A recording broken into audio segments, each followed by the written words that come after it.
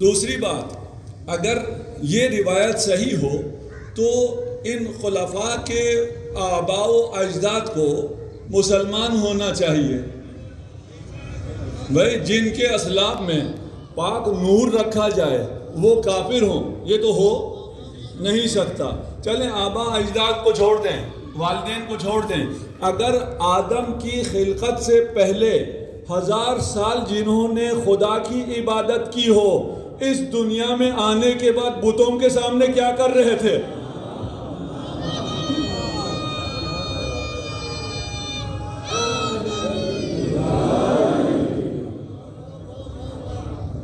اس سے بھی آگے ہے، کبھی کوئی مباحثہ ہو، کوئی عالم سامنے بیٹھا ہو تو بات کریں گے، یہاں ابھی اور بات نہیں کرتے۔ میں لکھا ہوا بھی تھا، میں نے آگے بڑھا دیا۔ آ جائیں، کنتو نبیًا وآدم بین الماء والطین، کنتو نبیًا والآدم بین الروح والجسد، انی عبداللہ خاتم النبیین وان آدم لمنجدل فی طینتہ۔ اس کا سب کا ترجمہ واضح ہے، کر دیں ترجمہ۔ میں جب نبی تھا تو آدم ابھی آب و گل میں تھا، روح و جسد میں تھا، ابھی آدم کے خمیر گوندا جا رہا تھا، میں نبی تھا۔ یہ بہت ہیں اس قسم کی، اور بہت سی روایت ہیں، اس میں آپ ڈالیں آپ کو روایت مل جائے گی۔ کچھ سافٹ ویئرز ہیں ان میں آپ یہ روایت ڈالیں، اس کے بعد کہیں اس جیسی روایت دے دو، آپ کو پھر بھی بہت روایتیں مل جائیں گی۔ آج کل بہت آسان ہو گیا، صلوات پڑھ دیں۔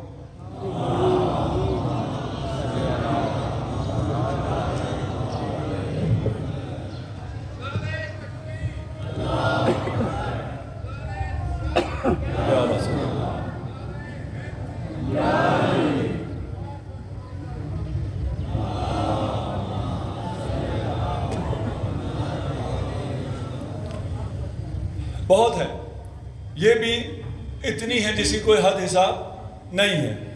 اب وہ جو سیرے میں سینسر ہوتا رہا، آپ کے پیش نظر ہے کیا کیا ہوتا رہا، اور کتنی تحقیق کے بعد، کتنے ریویو کے بعد، کتنے ظلم و ستم کے بعد، کتنے لوگوں کو سزائیں دینے کے بعد، کتنے قلم خریدنے کے بعد جو لکھا گیا اور جو بچ کے آیا، اس میں بھی حق چھلکنے لگا۔ پھر بھی حق کہتے ہی اسے ہیں، حق کہتے ہی اسے، آپ جو مرضی کر لیں وہ چھپتا نہیں ہے۔ اب ان روایات سے بھی علی نہ کہوں، ان روایات سے بھی نبی کی عظمت ثابت ہو جاتی ہے۔ علی کی بات ہی نہیں ہے، ان سے نبی کی عظمت بھی برداشت نہیں ہے، ان سے نبی کی عظمت ثابت ہو جاتی ہے۔ اب ان کے جو ورثہ ہیں، بچے ہیں اس دور میں، انہیں بھی تو کچھ کرنا ہے نا۔ اس دور سے مراد ہے جس تک میں لے کے آیا تھا، اس کے بعد سیرت کمپائل ہوئی ہے، آگے چلیے، آگے والوں کی بات کر رہا ہوں۔ اس دور سے مراد ابھی سے یہ 500-600 سال پہلے جا چکے ہیں، جہاں بھی گئے ہیں۔ ابن تیمیہ ان روایات کو دیکھ کے اس نے 3 کام کیے۔ ایک، لفظ میں تحریف کیا، دوسرا دلالت میں تحریف کیا، تیسرا کہا جو بھی شخص یہ مانتا ہو کہ رسول خدا پیدا ہونے سے پہلے نبی ہے وہ کافر ہے۔ اچھا، یہ کیسے کیا جا سکتا ہے؟ جھوٹ بولنے میں تو کوئی مسئلہ نہیں ہے۔ متا کنتا نبیہ، ایک روایت یہ ہے کہ نبی سے کسی نے پوچھا متا، کب، کنتا، آپ نبی تھے؟ انہوں نے کہا نہیں، یہ متا کنتا نہیں تھا، متا کتبتا نبیہ، آپ کا نبی ہونا کب لکھا گیا؟ دیکھیں کہ کہاں سے کہاں چلا گیا، کنتا، کتبتا، 1-2 الفاظ کو آگے پیچھے کیا، وہ معنی لفظ کہیں سے کہیں چلا گیا۔ اچھا، یہ تو نزدیک تھا۔ انی عبداللہ خاتم النبیین، میں جب ابھی آدم کا خمیر گوندا جا رہا تھا، اس وقت میں خدا کے پاس تھا، عبداللہ تھا اور خاتم النبیین تھا۔ اس کو کیا کیا؟ انی مکتوب عبداللہ، مکتوب اس میں ایسے ہی ڈال دیا۔ اچھا، یہ تحریف کیوں کی؟ یہ تحریف کرنے کے بعد کہتے ہیں اس میں کہ رسول اس وقت لکھے گئے تھے نبی، اس میں کیا فضیلت ہے؟ میں بھی جو کچھ ہوں اچھا کروں گا برا کروں گا، یہ بھی اس وقت لکھا گیا ہے نا. بات سمجھ میں آ رہی ہے؟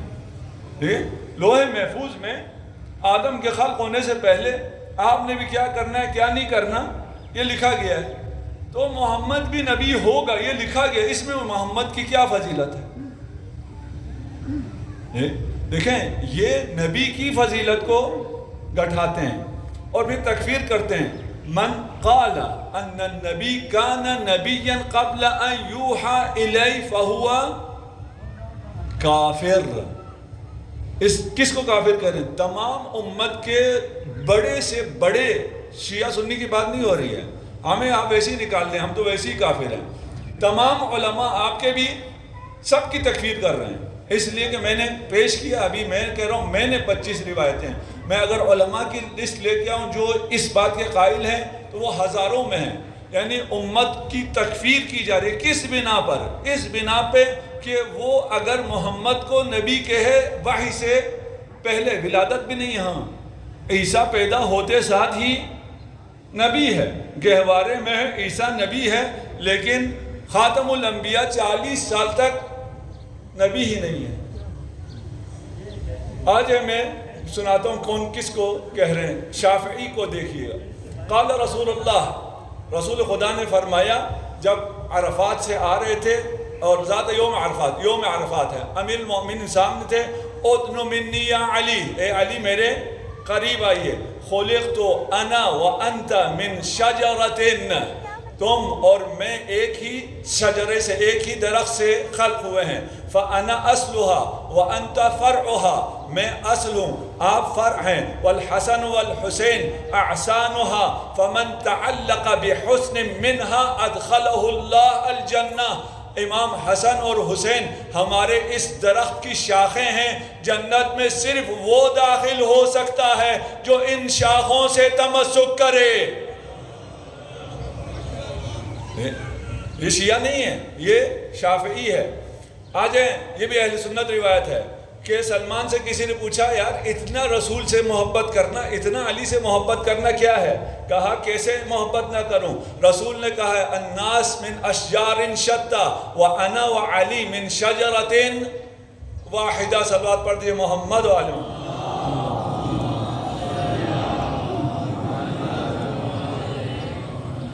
اب میں مضمون کہیں تک پہنچانا چاہ رہا ہوں. آج مسائل شاید تھوڑے سے کم ہو جائیں کیونکہ یہ اتنا زیادہ ہے، میں آپ کو بہت کم سیرت نبی میں لے جا پاؤں گا ان باقی ماندہ 5 دنوں میں.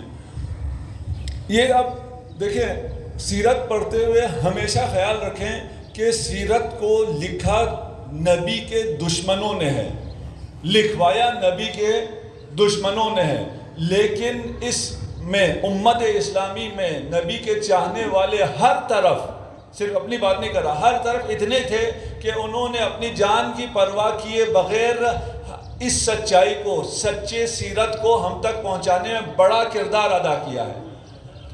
انہیں آپ کو اپریشیٹ کرنا چاہیے. میں یہ بات پہلے بھی کرتا رہا ہوں، میں علماء اہل سنت کو سلام کرتا ہوں.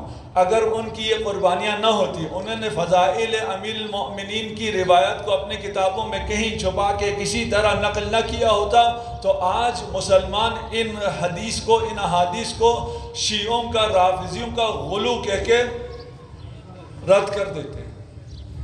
یہ ان کا بڑا احسان ہے. لیکن دشمنوں نے کیا کیا ہے؟ دشمنوں نے جو نبی کے والدین ہیں حضرت عبداللہ اور حضرت آمنہ بنت وہب، آپ ابھی 12 ربیع الاول ہوگا، وہ آمنہ کے گلشن میں چاند، اس قسم کے نعت وغیرہ سنیں گے. لیکن ان سے پوچھیں نا کہ تم اپنے بڑوں سے پوچھو کہ حضرت آمنہ کے بارے میں ان کا عقیدہ کیا ہے، حضرت عبداللہ کے بارے میں ان کا عقیدہ کیا ہے. حضرت عبداللہ کے بارے میں صحیح مسلم کے جو ایک باب ہے اس کا عنوان ذرا سن لیجئے. ان من مات علی الکفر فهو فی النار لا تنالہ شفاعہ ولا تنفعہ قرابہ. اگر کوئی کافر منے تو وہ جہنم میں ہے. باب ہے، یہ باب کو کیا کہتے ہیں؟ چیپٹر، ٹھیک ہے نا، یہ پورا چیپٹر ہے.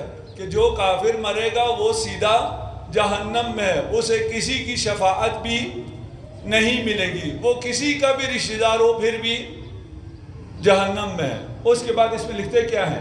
یا رسول اللہ این ابی، کسی صحابی نے آ کے پوچھا کہ میں تو مسلمان ہو گیا ہوں، میں تو جا رہا ہوں جنت، قیامت ہوگی تو پتہ چلے نا کون جنت گیا ہے میں تو جا رہا ہوں، خوش فہمیاں بہت ہیں، میں تو جنت جا رہا ہوں، میرا باپ کدھر ہے؟ تو رسول خدا نے کہا ان اباک فی النار، تیرا باپ جہنم میں۔ یہ ناراض ہو گیا، چلا گیا، اس کو واپس بلایا، کہا ان ابی و اباک فی النار، میرا باپ بھی جہنم میں ہے نعوذ باللہ، اور تیرا باپ بھی جہنم میں ہے۔ یہ ہم نے پہلے ایک بات کی تھی، کل ایک کلیہ کہا تھا، ہم بہت مختصر جا رہے ہیں لیکن جو اس کو سمجھ سکتے ہیں ان کے لیے بہت کچھ دے کے جا رہا ہوں، لیکن میری مجبوری ہے میں ان چیزوں کو کھولوں تو پھر بہت لمبا ہو جائے گا۔ ہم نے کہا تھا کہ صحیح سیرہ ہمارے پاس ہے، اور صحیح سیرہ ہمیں ملتا ہے قرآن سے، اور قرآن حاکم ہے، اگر قرآن کوئی چیز کہے اس کے خلاف پوری دنیا کچھ کہتے رہے ہم اسے قبول نہیں کریں گے۔ رسول کے والد نار میں ہیں، یہ صحیح میں ہی کیوں نہ آ جائے ہم اسے نہیں مانتے، کیوں؟ اس لیے کہ قرآن اس کے خلاف ہے۔ ما کننا معذبین حتی نبعث رسولا، رسول کے والد اہل فترہ میں سے تھے۔ فترہ کہتے ہیں وہ وقت جو رسول کے آنے سے پہلے اور اس کے پہلے جو رسول گزرے ہیں، اس سے لے کر رسول کے آنے تک یہ اہل فترہ ہیں۔ اہل فترہ میں جو عام لوگ تھے جو کسی کی عبادت بھی نہیں کرتے تھے، وہ بھی عذاب نہیں ہوں گے۔ ما کننا معذبین حتی نبعث رسولا، جب تک رسول نہ آ جائے عذاب نہیں ہے۔ قد جاءکم رسولنا یبین لکم علی فترۃ من الرسل، یہ فترہ کے بعد رسول آئے، ہمارے پاس دلیل ہے، قرآنی دلیل ہے کہ حضرت عبداللہ مسلمان تھے، مومن تھے، قرآنی دلیل ہے، پیش کروں گا، اس کو بھی ابھی سائیڈ پر رکھ دیجئے۔ قرآن کی یہ دلیل ہے کہ حضرت عبداللہ عذاب میں تو نہیں ہے، اہل فترہ عذاب میں نہیں ہے۔ جب قرآن یہ کہتا ہے اور یہ والی حدیث اگر یہ کہتی ہو تو قرآن کو مانیں گے یا حدیث کو؟ قرآن کو مانیں گے۔ اگر پھر بھی حدیث کو مانتے ہیں تو میں حدیث بھی کھولتا ہوں آپ کے سامنے۔ بہت سے لوگ ہیں، ایک میں نام نہیں لیتا ان کا، ہمارے علماء میں سے ہیں اہل سنت کے، وہ کہتے ہیں کہ میں نے صحیح بخاری صحیح مسلم اتنی پڑھی، اور اس کے بعد جو میں نے بتایا بھی تھا آپ کو کہ صحیح بخاری میں کہ رسول خدا نے آنکھیں نکالی، ہاتھ کاٹے اور صحرا میں چھوڑ دیا۔ جب یہ چیزیں دیکھی تو میں ایتھسٹ ہو گیا، مولوی ایتھسٹ ہو گیا۔ کیوں بھائی؟ کہا یہ بات تو خیال میں کہیں آئی ہی نہیں کہ یہ صحیح میں غلط لکھا ہوگا، یہ تو کہیں میرے ذہن میں سے گزرا ہی نہیں، کیوں اتنا صحیح صحیح صحیح کہا تھا کہ مجھے قرآن غلط لگا، صحیح غلط نہیں لگا، میں نے قرآن ہی چھوڑ دیا۔ پھر کہیں سے مجھے مکتب اہل بیت اور یہ صحیح سیرہ اور ان چیزوں کی حقیقت پتہ چلی، میں واپس آیا ہوں اسلام میں، دین میں۔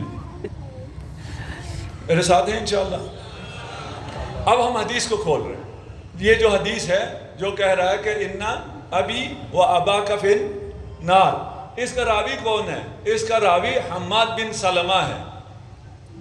کوئی حرج تو نہیں ہے، راویوں کے نام یاد نہ بھی ہو تو کوئی حرج نہیں ہے، آپ کو اصل چیز سمجھ میں آ جائے گی، یہ سمجھ میں آئے نہ آئے۔ حماد بن سلمہ ثقہ ہے، اور ثقہ ہے اور اس کی روایت صحاح میں ہے، مسلم نے بھی لیا ہے اور بخاری نے بھی لیا ہے۔ لیکن ایک اور بات بھی ہے، وہ بات کیا ہے کہ اس کے گھر میں اس کا ایک لے پالک بیٹا تھا، ابن ابی الاوجاع، وہ زندیق تھا، اور جب آخر امور میں وہ پکڑا گیا تو اس نے کہا میں نے تمہاری کتابوں میں 4000 جھوٹی احادیث کو ڈال دیا ہے۔ یہ حماد بن سلمہ کون ہے؟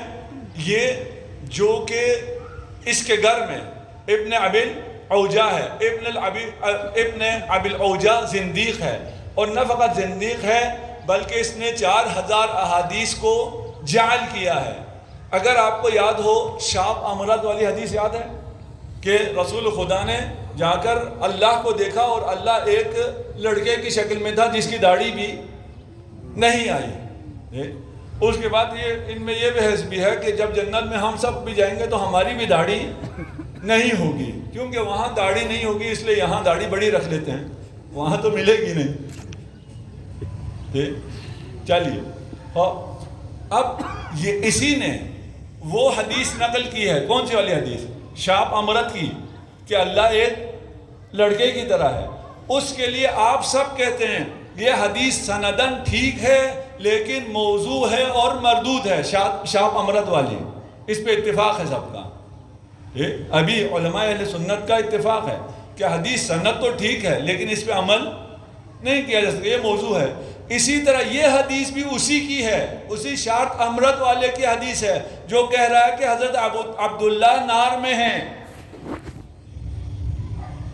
یہ لائٹ کوئی برداشت نہیں ہوگا. میں انتظامیہ کی طرف سے معذرت خواہ بھی ہوں جو آج پنکھے نہیں چل رہے، البتہ اللہ نے موسم اچھا رکھا ہوا ہے آج، ٹھیک ہے نا. صلوات پڑھ دیجیے محمد علیہ وسلم.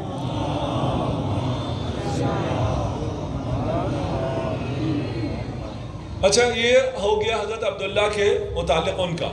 ہم اپنی بات بعد میں پیش کریں گے، میں جلدی کر رہا ہوں تاکہ پیش کر سکوں.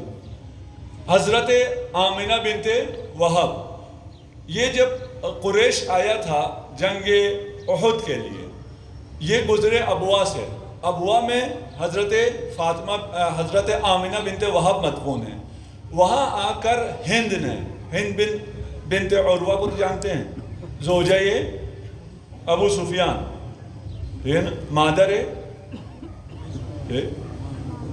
یہ وہاں ابوا آ کے کہتی ہے کہ آؤ یہاں پہ محمد کی ماں کی قبر تلاش کرتے ہیں، کیونکہ وہاں مدفون ہے.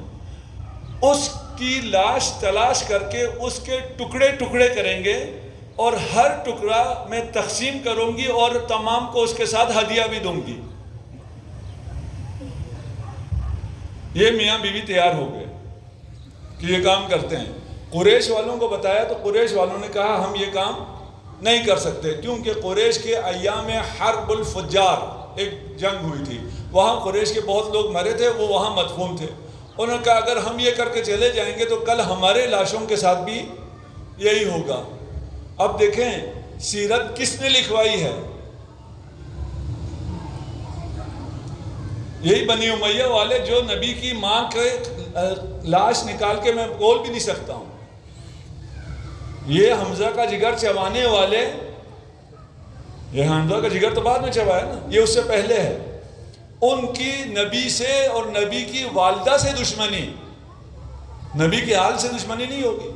انہوں نے ہی پھر سیرت تدوین کرائی ہے. آج تکفیر کیسے کرتے ہیں؟ ایک نے پوچھا یا رسول اللہ این امی، آگے پوچھا بھئی میری ماں کہاں ہے؟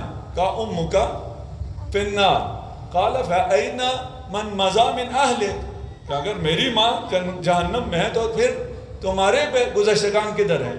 فرمایا اما ترضی ان تکون امی مع امک، کہ تمہاری ماں اگر جہنم میں ہے تو نعوذ باللہ میری ماں بھی جہنم میں ہے. ابھی ہریرہ سے ہے، میں پھر عربی نہیں پڑھتا. رسول خدا نے اللہ سے اجازت مانگی کہ میں اپنی ماں کی مغفرت کے لیے دعا کروں، اللہ نے اجازت نہیں دی. پھر اجازت مانگی میں ماں کی قبر پہ چلا جاؤں، اللہ نے اجازت دی کہ قبر پہ چلے جاؤ. اس سے کیا ثابت ہوا؟ حضرت آمنہ بنت وہب کافرہ ہیں اور جہنم میں ہیں، نعوذ باللہ. یہ میں تاریخ پڑھ رہا ہوں، ہاں کوئی جو دور بیٹھا ہو اس کو میری آواز جاری ہو گئی یہ تکفیر کر رہا ہے، یہ کوئی مسلمان واقعاً برداشت نہیں کر سکتا. میں بہت ہی مشکل سے یہ باتیں کر رہا ہوں. یہ صرف یہ نہیں ہے کہ یہ والدہ نبی کی تکفیر کر رہے ہیں، یہ توہین رسالت کے مرتکب ہو رہے ہیں. توہین رسالت کے مرتکب کس طرح ہو رہے ہیں؟ آیت ہے ما کان للنبی والذین آمنوا ان یستغفروا للمشرکین ولو کان اولی قربا. نہ نبی کے لیے نہ مومنین کے لیے یہ بات سزاوار نہیں ہے کہ وہ اپنے رشتہ داروں کے لیے طلب مغفرت کریں. یہ آیت رسول کو پتہ تھی یا پتہ نہیں تھی؟ پتہ تھی نا، جب خدا نے رسول سے کہہ رکھا ہے کہ کافروں کے لیے طلب مغفرت نہیں کی جا سکتی، تو رسول جا کر کیسے طلب مغفرت کریں گے؟ ٹھیک، یہ رسول کے لیے۔ پھر دوسری آیت ہے، قرآن کی بات کر رہا ہوں، ہاں آپ حدیث کو لے کے آ رہے ہیں، حدیث ختم ہو جاتی ہے اگر سامنے قرآن آ جائے۔ لا تقم علی قبرہم، لا تقم علی قبرہ انہم کفروا باللہ، جس نے کفر کیا ہے اس کی قبر پر بھی آپ نہیں جا سکتے ہیں۔ آیت کہہ رہی ہے، حدیث کیا کہہ رہی ہے؟ آپ قبر پہ جا سکتے ہیں۔ یہ جھوٹی احادیث ہیں۔ بات کافی لمبی ہے، میں تو اپنا موقف بھی رکھنا چاہ رہا تھا، وقت آ گیا۔ انشاءاللہ میں آپ کی سماعتوں کو داد دیتا ہوں، اور آج جلدی کی وجہ سے میں نے تھوڑا سا جس طرح مجھے پیش کرنا چاہیے تھا اور اس میں جتنا مطلب تھا وہ رہ گیا۔ انشاءاللہ کوشش کروں گا کل تھوڑا سا جلدی آنے کے لیے، آپ بھی جلدی تشریف لائے۔ آج آپ پہلے آئے ہوئے تھے، تشریف لائے ہوئے تھے الحمدللہ۔ بس مصائب کے چند جملے اور آپ کی زحمت تمام، آذانیں تقریباً ہونے والی ہیں۔ آج جس شہید کا ذکر کرنا ہے اسے حسین حبیب کہتا ہے، من الحسین الی الحبیب۔ میں قربان جاؤں اس شخص پر جسے حسین دوست کہے۔ من الحسین الی الفقیہ، اللہ اکبر، کوئی نہیں سمجھ سکتا، نہ میں سمجھ سکتا ہوں حسین جسے فقیہ کہے۔ کوئی فقہ اہل بیت سمجھتا ہو، فقہ آل سمجھتا ہو، اسے سمجھ میں آئے گا کہ حسین اگر کسی کو فقیہ کہتا ہو۔ اگر آپ کربلا گئے ہیں، اور انشاءاللہ گئے ہیں، جو گئے ہیں وہ بار بار دوبارہ ان کو زیارت کی سعادت نصیب ہو، جو نہیں گئے ہیں انشاءاللہ سب آمین کہیں، انہیں بھی خدا کربلا کی زیارت نصیب فرمائے۔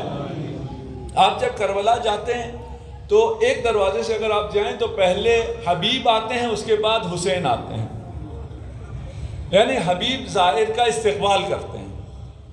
میں اپنا پرسنل ایکسپیرینس بتا رہا ہوں، میں جب امام کی زری پہ جاتا ہوں اور اس جالی کو تھامتا ہوں، بہت سی باتیں ہوتی ہیں امام سے کرنے کی، بہت سے گلے شکوے بھی ہوتے ہیں، بہت سے حاجتیں بھی ہوتی ہیں، لیکن وہاں پہنچ کے ایسا اطمینان، ایسا سکون ملتا ہے، سب کچھ بھول جاتا ہوں۔ میں اب اس حسین سے کیا مانگوں جس نے اپنا علی اصغر میرے لیے دے دیا ہو، جس نے اپنا علی اکبر دے دیا ہو، اس سے میں اور کیا مانگوں؟ لیکن پھر جب حبیب کے مزار پہ آتا ہوں اور حبیب کی زری پہ آتا ہوں، وہاں سفرۂ دل کھل جاتا ہے۔ حبیب میں نے دوبارہ آنا ہے، دوبارہ امام سے سفارش کرنا۔ ایک ولی اللہ تھے، اس نے عالم مکاشفہ میں حبیب کی زیارت کی۔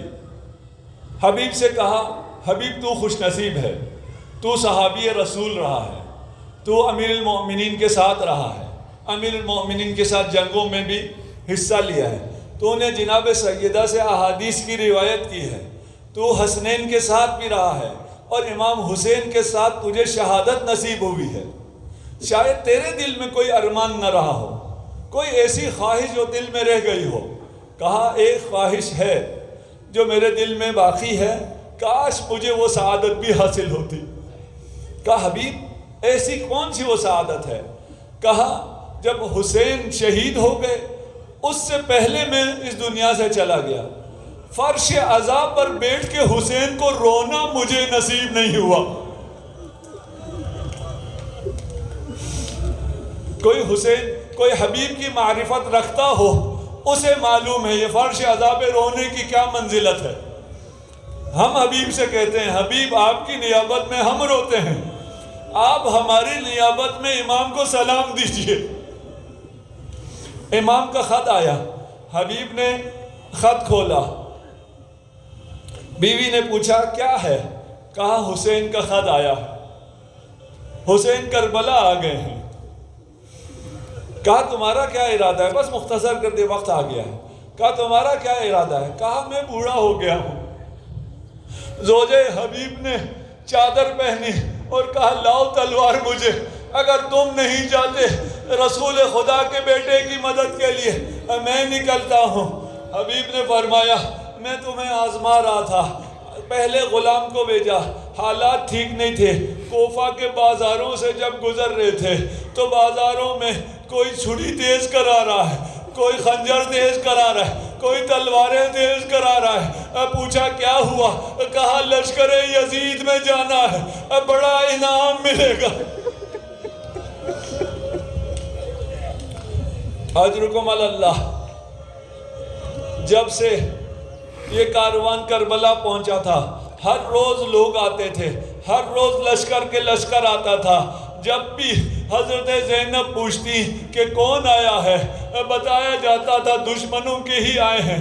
جب پتہ چلا کہ حبیب آیا ہے، زینب نے فضہ کو بھیجا، فضہ جاؤ حبیب کو میرا سلام دے دو۔ ابھی حبیب گھوڑے پر سوار تھے، فضہ نے آ کر کہا شہزادی نے آپ کو سلام دیا ہے۔ حبیب نے اپنے آپ کو گھوڑے سے گرایا، خاک کربلا اپنی فرق میں ڈالا، کہا اللہ رے مظلومیت زینب، شہزادی کو وہ دن بھی دیکھنے پڑے کہ مجھ غلام کو سلام کر۔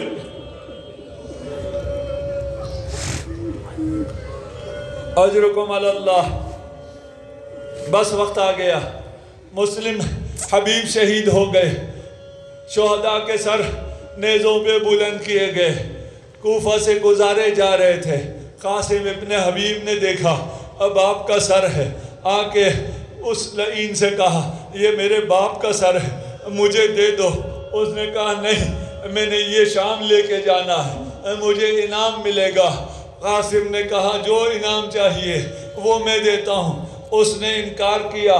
قاسم گیا، اپنے 10 دوستوں کو لے کے آیا، اس پر حملہ کیا، اپنے باپ کا سر لیا، باپ کا سر چوما، سینے سے لگا کر یہ کہتے ہوئے گزرا بابا جس کا جوان بیٹا زندہ ہو اس کا سر نوک نیزہ پر نہیں ہو سکتا۔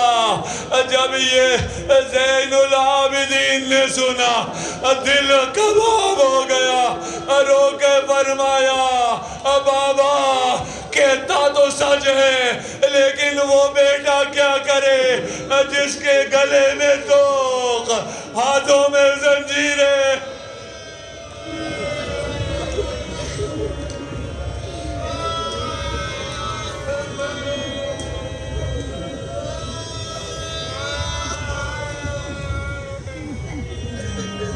اِنَّا لِلَّهِ وَإِنَّا إِلَيْهِ رَاجِعُونَ۔